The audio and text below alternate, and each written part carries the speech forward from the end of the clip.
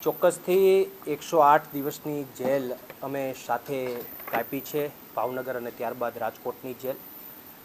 રાજુભાઈ કરપડાએ રાજીનામું આપ્યું છે અને એ રાજીનામા પાછળનું હું કારણ, પરફેક્ટ કારણ, વાસ્તવિક કારણ આપની સમક્ષ રજૂ કરવા જઈ રહ્યો છું કે રાજુભાઈ જ્યારે 108 દિવસ મારી સાથે જેલમાં હતા ત્યારે પણ એ ઘણી વખત મારી સાથે ચર્ચા કરતા, એ ચિંતામાં હતા એમના બે જૂના કેસોને લઈને.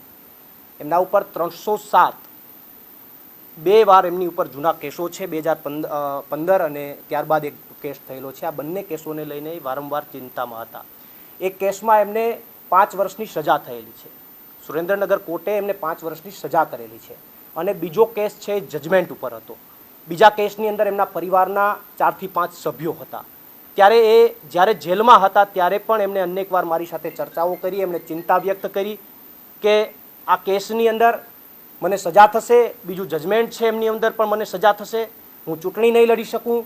એ વારંવાર આ ચિંતામાં હતા અને બીજેપીએ એમને આ બંને જૂના કેસોને લઈને એની ઉપર ડર પેદા કર્યો, એમને દબાવવાનો પ્રયત્ન કર્યો, એમને તોડવાનો પ્રયત્ન કર્યો અને આ બંને જૂના કેસોના કારણે એકમાં 5 વર્ષની સજા પડી ગયેલી અને બીજા જજમેન્ટ ઉપર જે કેસ હતો, આ બંને કેસોના કારણે જેલમાં ન જવું પડે અને ચૂંટણી લડવા માટેની પણ પરિસ્થિતિ ઊભી ન થાય, એ ડરના કારણે ક્યાંક અને ક્યાંક રાજુભાઈએ રાજીનામું આપ્યું છે. આ વાસ્તવિક